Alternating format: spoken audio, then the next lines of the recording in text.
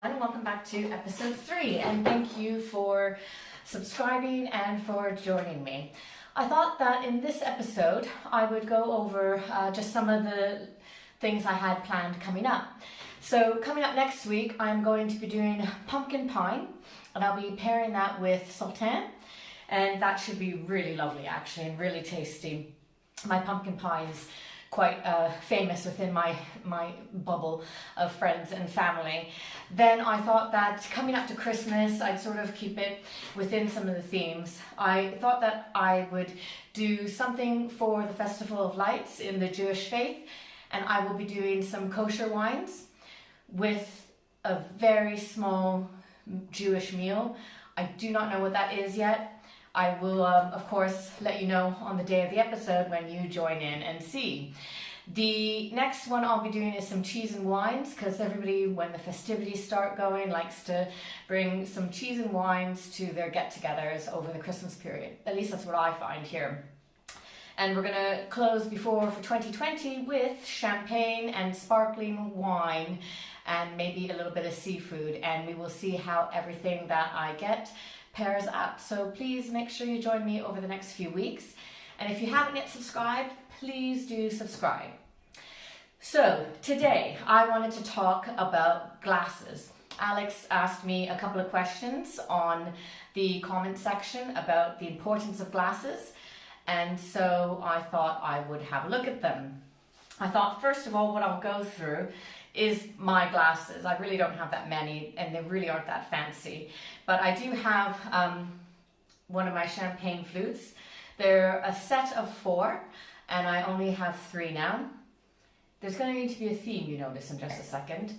Then I've got my other favorite champagne flutes. They're still a set of 6, and they are Chef and Sommelier, who tends to be my favorite glassware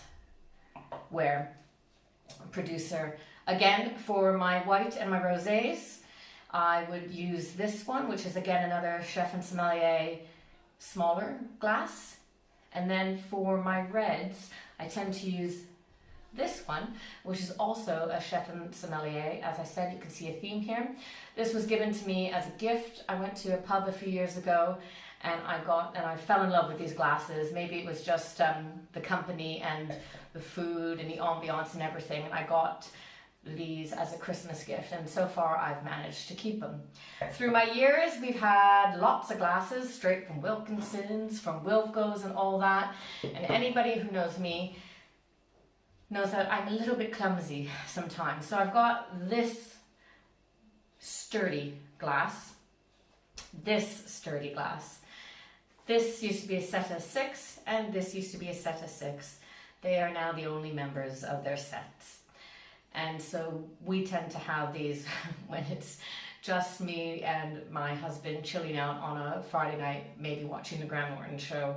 And they're very sturdy and reliable. And that is the key with these ones, because as I just said, I am clumsy. With wine glasses, there really isn't anything different. It really is a personal choice what you prefer. I know the tasting glasses, they tend to be quite small.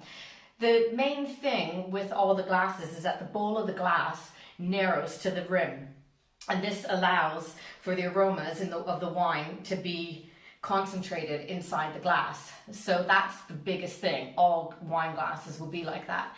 But in terms of how they look, style, the make of them, if it's crystal or something else, it's really personal choice.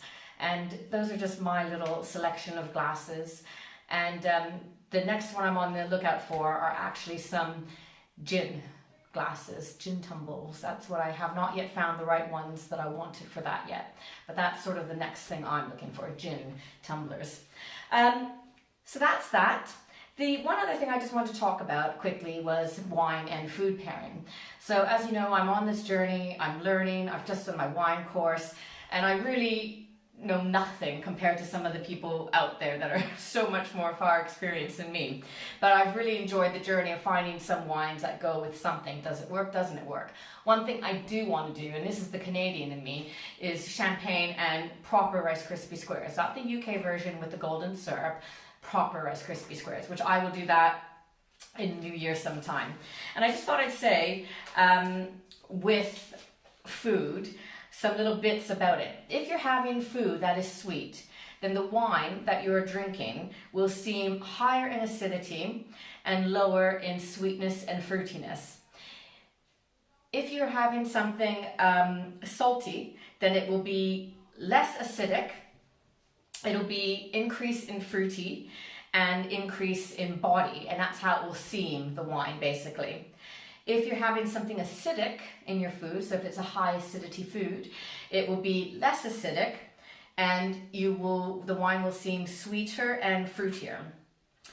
If you're having food that is really highly flavored and like a mass of flavors, then to be honest with you, the wine will be overwhelmed by the food flavor. So it wouldn't necessarily matter which wine you have.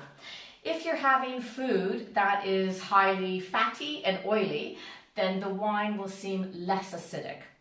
And if you're having food that's really hot, like chili and spicy, then the heat from the chili will be increasing when you have the wine, and the alcohol will be more noticeable, or the content, the quality of the alcohol, the content, like how strong it is, you'll be able to notice it a lot more. And those are just like some really basic points about the food and the wine pairing, and it's sort of how I'm just starting out. And so when I pick my wines and my food to do with you, those are the things that I'm thinking about. So as we go on into more of my episodes, I will make a point of bringing that into the fold so you too can learn with me. In the meantime, it's a short episode today, and I really hope you enjoyed the very brief lesson on glasses, food and wine pairing notes, and next week is pumpkin pie and Santerre. So do join me for that, and have a wonderful week ahead of you, and stay safe.